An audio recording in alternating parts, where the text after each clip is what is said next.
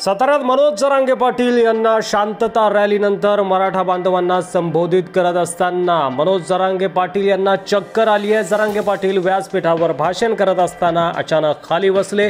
जरांगे पाटील हे पश्चिम महाराष्ट्राच्या दौऱ्यावर आहेत, त्यांना उपचार घेण्याची आवश्यकता असल्याचं डॉक्टरांनी सांगितलं होतं, मात्र तरी सुद्धा त्यांची रॅली सुरूच होती।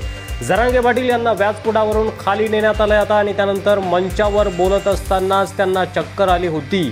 आता त्यांना रुग्णालयात दाखल केलं जाऊ शकतं। मंचावर त्यांचे हात थरथर देखील कापत होते, आपण व्हिडिओमध्ये बघू शकतो।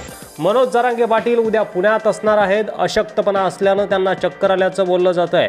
मनोज जरांगे यांना तातडीने रुग्णालयात दाखल करण्यात आलंय। मनोज जरांगे पाटील फोनवरून लोकांना संबोधित करण्यात असल्याचं देखील सांगितलं जात आहे। त्यांची तपासणी आता केली जाणार आहे।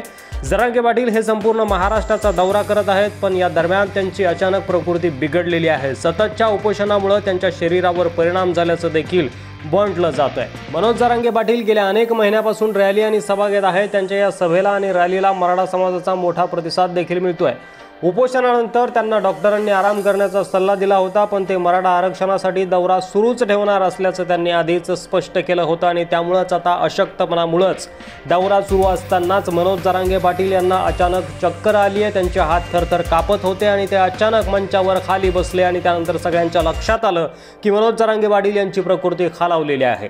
महाराष्ट्राला आरक्षणाची गरज नाही, आर्थिक निकषावर आरक्षण द्यावं अशी माझी भूमिका आहे असं राज ठाकरे म्हणाले होते। त्यावर देखील मनोज जरांगे पाटील यांनी सडेतोड उत्तर राज ठाकरे यांना दिलं होतं।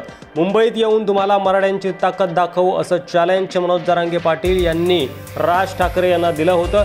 तर आजच्या या सभेमध्ये मनोज जरांगे पाटील यांची तब्येत बिघडल्यानं आणि त्यांना चक्कर आल्यामुळे मराठा समाज आता चिंतेत आहे।